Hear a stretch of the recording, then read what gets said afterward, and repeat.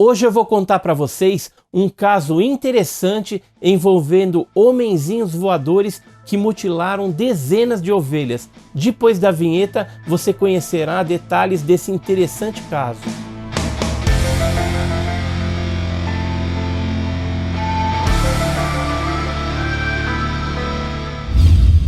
Olá pessoal, eu sou o Edson Boaventura Júnior, sejam bem-vindos ao canal Enigmas e Mistérios e hoje eu vou contar para vocês aí um caso envolvendo seres pequenininhos de 1,10 m de altura que mutilaram dezenas de ovelhas numa região que fica ali nos arredores de Oporto, na Bolívia.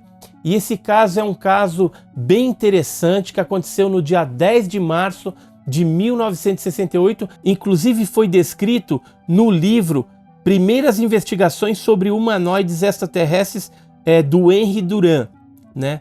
E nesse livro aí tem detalhes ali a respeito dessa interessante ocorrência que ocorreu aí no finalzinho da década de 70.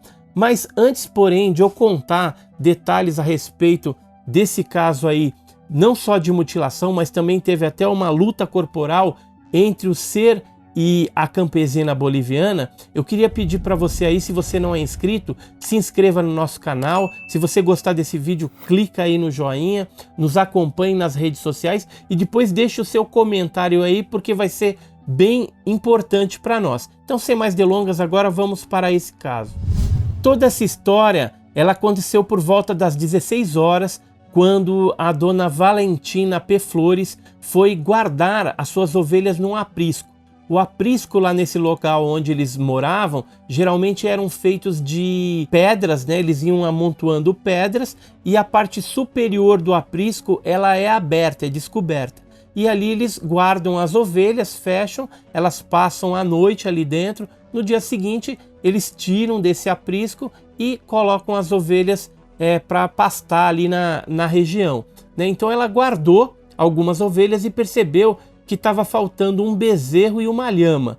Então ela saiu junto com a sua filha, que eles colocam os filhos mais novos, né? A filha Teodósia colocou atrás, assim, numa espécie de mochila, né? Eles pegam um cobertor, enrolam bem forte, faz um nó aqui na frente e colocam o filho dentro. E aí ela foi andando, procurando por algum tempo, aproximadamente uns 45 minutos, ela ficou procurando esses animais perdidos. Quando ela voltou, trazendo já os animais perdidos, que ela chegou no aprisco, ela se deparou com uma cena que ela não esperava. O aprisco estava aberto e nenhuma ovelha estava ali dentro, né? E aí o que ela resolveu fazer? Vou pegar e vou seguir o rastro dos animais. Então ela começou a andar em direção onde tinha as pegadas ali dos animais, das ovelhas, e foi andando até um certo ponto onde de repente ela se deparou com outro lugar que é uma espécie de aprisco também, onde tinha um ser de 1,10 m de altura, bem pequenininho. Ele estava ajoelhado e estava com um instrumento parecendo uma espécie de faca ou bastão com a ponta afiada, e com esse bastão ele estava cortando as ovelhas, assim, tinha várias ovelhas já mortas, né? E num primeiro momento ela pensou que pudesse ser obra ali de ladrões, né? Que tivessem fazendo aquela atrocidade com seus animais, né? Então ela foi chegando mais próximo daqueles seres, né, baixinhos, e viu que realmente eram estranhos. Não era, por exemplo, gente dali, da Bolívia, eram realmente estranhos. Esses seres eram de aproximadamente 1,10 m de altura. Ele tinha uma roupa de mergulhador inteiriça, de cor escura, dos pés ao pescoço, com cintas claras cruzadas no peito. Ou seja, tinha uma espécie de X, né, de uma cor mais clara no peito. E as botas dessa criatura, desse ser, eram marrons. Na cabeça ele tinha uma espécie de capacete e em cima do capacete uma espécie de hélice, né, que ficava girando ali. Esses seres tinham a pele branca, os olhos azuis, os cabelos deles eram loiros, e uma coisa que chamou bastante atenção da Dona Valentina foi o bigode vermelho, e que era bem espesso segundo as declarações dela. E esses seres carregavam nas costas um aparelho estranho, que segundo ela parecia uma cadeira com pernas, né? E do lado ele tinha um saco com entranhas de animais, assim. Então ela viu ali que parecia que tinha rim, fígado, tinha um sangue, né? Então tinha uma espécie de saco onde estavam as vísceras dos animais, né? E aí o que aconteceu? Ela vendo aquela situação, ela pegou uma pedra, né? Vendo aquele ser agachado ali de joelho com uma ovelha no meio das pernas e cortando ela. Então ela, o que ela fez? Pegou uma pedra e jogou nesse ser. Imediatamente esse ser se assustou, olhou para ela, começou a falar numa linguagem ininteligível, e nesse momento que ela ficou atirando as pedras nesse ser que estava dentro do outro aprisco, cortando algumas ovelhas, ela percebeu que tinha um outro ser mais ao longe também fazendo o mesmo procedimento. Só que esse outro ser, ele estava de costa, então não ficou olhando num primeiro momento para ela. Ela ficou mais atenta àquela criatura que ela viu dentro do aprisco ali. E aí ela tirando as pedras, o que esse ser fez? Ele pegou, apertou uma espécie de botão naquele aparelho, e aí aconteceu algo bizarro. Porque assim, em cima do aprisco, eu tinha falado lá que é aberto, né? Só que no momento que ela chegou, ela observou que em cima do aprisco tinha uma parte que parecia um plástico, ou uma espécie de uma tela, que fechava a parte de cima, né? E na hora que o ser recebeu essas pedradas, ele apertou esse equipamento que ele tinha nas costas ali, e esse equipamento parece que puxou ou absorveu aquela rede. É como se a rede fosse succionada para dentro daquele aparelho. Então aí voltou a ficar descoberto ali onde estava o aprisco. Como a Dona Valentina estava bem raivosa, né?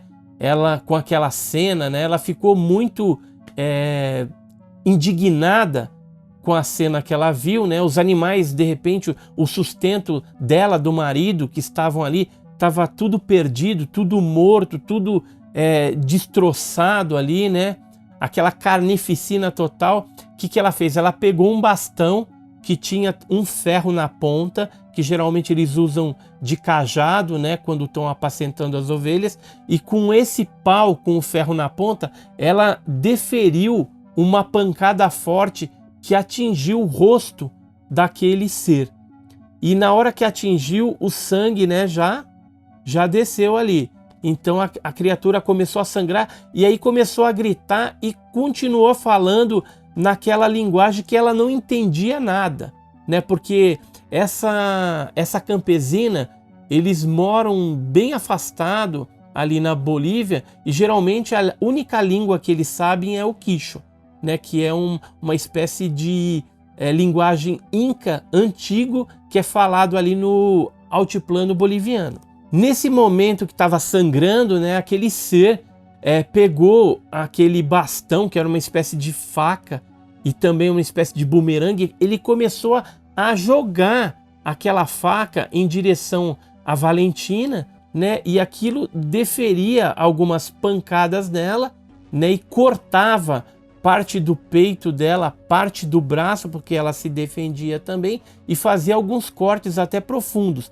E o interessante é que aquele aparelho que ele jogava, ele voltava que nem um bumerangue para a mão dele. E aí a Valentina, né, continuou golpeando ele também, e com o bastão dela ela conseguiu quebrar o braço direito daquele serzinho, e depois quebrou o pulso também.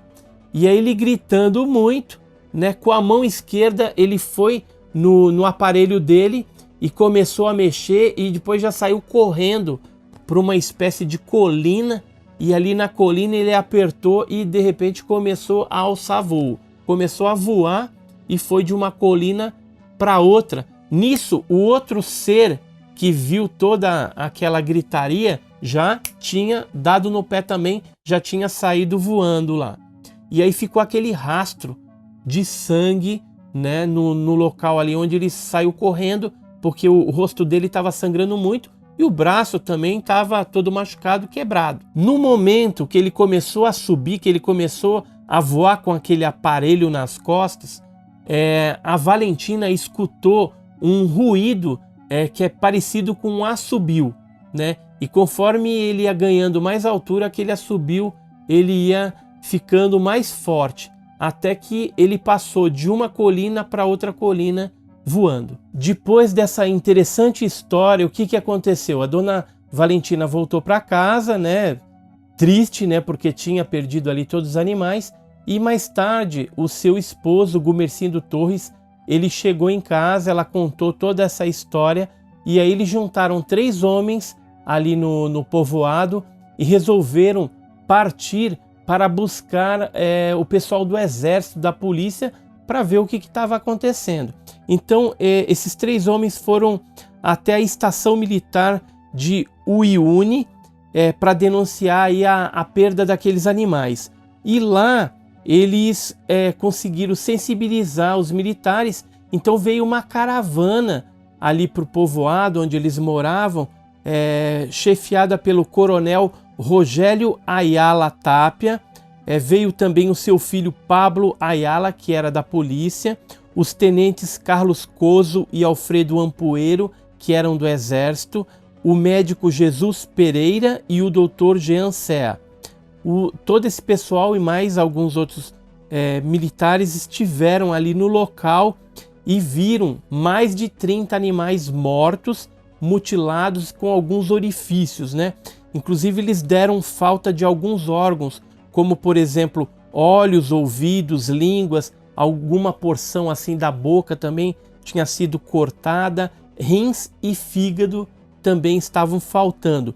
Mas o que mais impressionou esses militares foi que os animais estavam inexplicavelmente sem sangue, não havia sangue nenhum, é como se tivesse sido drenado também de alguma forma. Era uma mutilação anômala, pois eles imaginavam que de repente se fossem rebeldes, né, que tivessem roubado ali comida, eles não iriam se preocupar em pegar só pedaços do animal, eles iriam matar o animal e levar o animal todo para utilizar como alimento, né? Então essa hipótese de rebeldes foi descartada na época, né? Eles interrogaram, né? O Pablo Ayala interrogou a dona Valentina e inclusive chegou a fazer vários croquis demonstrando todo esse caso, né? Então ele fez, por exemplo, croquis onde tinha ali a dona Valentina, a criatura, fez, por exemplo, esse serzinho baixinho de perfil, de frente, mostrando ali os detalhes do equipamento que ele tinha, do capacete com essa hélice em cima. Fez também alguns croquis do próprio aprisco ali de pedra, né? E mostrando a trajetória também que o serzinho fez correndo e depois foi até uma espécie de um morrinho ali e do morrinho ele alçou voo, começou a voar para outra direção, fugindo ali da dona Valentina, né? Então tudo isso aí os policiais, os militares fizeram os croquis e anotaram tudo durante o interrogatório. Além disso, eles coletaram também o sangue que estava ali, algumas vísceras também, alguns pedaços dos animais também, e levaram, né? A gente não sabe se foi feito algum tipo de análise ou não, mas eles levaram sim esse material para fazer algum tipo de análise. Pior do que esse fato em si foi a falência financeira daquela família, porque eles dependiam totalmente daqueles animais ali para sua sobrevivência. Tanto é que eles moravam no norte da Bolívia, eles tiveram que se mudar para o sul e inclusive mudar de profissão ali, porque praticamente ali com aquela chacina que teve dos seus animais, eles acabaram entrando em falência mesmo, infelizmente. Com relação a OVNIs, esse tipo de coisa, a família nunca teve nenhum tipo de contato com esse tipo de assunto, inclusive ela nem pensou que pudesse ser alguma coisa desse tipo. Ela estava acreditando ali que eram ladrões mesmo, talvez de algum outro país, porque as características físicas daquela criatura, né, era bem diferente mesmo, né? A pergunta que fica é: o que seriam aqueles seres, né? O que estariam fazendo ali? Por que eles fizeram aquela chacina com os animais? Que tipo de ser se comporta desse jeito? E esses equipamentos, será que equipamentos, essas mochilas voadoras já existiam no final da década de 60? Eu posso falar com certeza absoluta que existia sim, mas era um material muito restrito dos militares. Nós temos aí na história que o governo norte-americano, os militares lá, já na década de 60, estavam desenvolvendo alguns protótipos de mochilas voadoras, né? Hoje a gente tem aí várias empresas que comercializam num preço ainda caro, né? 150 mil dólares, 200 mil dólares, uma mochila dessa para você brincar aí, né? E futuramente, quem sabe, ir para a escola, ir para o trabalho, entendeu? De alguma forma. Mas o que eu posso te falar é o seguinte: eu particularmente, Edson aqui, eu não acredito que isto esteja relacionado àquelas mochilas voadoras desenvolvidas pelos norte-americanos. Primeiro, porque um equipamento desse era muito caro, ainda estava ali em protótipo, desenvolvendo. Segundo, eram seres ali baixinhos, com características físicas bem diferentes, bem atípicas, né? Não tem nada a ver ali com o pessoal da Bolívia, né? Ou mesmo só se você pensar num anão norte-americano. Na verdade, teria que ter 2 anões, né? Mas eu não acredito nessa hipótese, mas também não posso descartá-la. Note que existe uma semelhança muito grande entre esses equipamentos e as descrições feitas pela testemunha. Mas que seres seriam esses para agir dessa forma? Eu queria deixar uma pergunta para você aí. Se você se deparasse com uma cena dessa, com um episódio desse, você teria a mesma coragem que a Valentina teve de enfrentar aqueles seres, né? Mesmo recebendo ali golpes que poderiam ter sido até fatais, porque teve um golpe que foi deferido nela, se não fosse o nó grosso do cobertor aqui, que estava amarrando a criança lá atrás, aquela faca deles, né, que era uma espécie de bumerangue, poderia ter cortado a jugular dela, alguma coisa assim, e levado ela até a morte. Então ela deu muita sorte também, né? Mas ela lutou bravamente pelas suas ovelhas. E você aí, será que você teria essa coragem toda? Eu acho que eu não teria não, né? Mas deixe os seus comentários aí, nos siga nas redes sociais e clica no joinha, tá? E até o próximo programa com Edson Boaventura Júnior.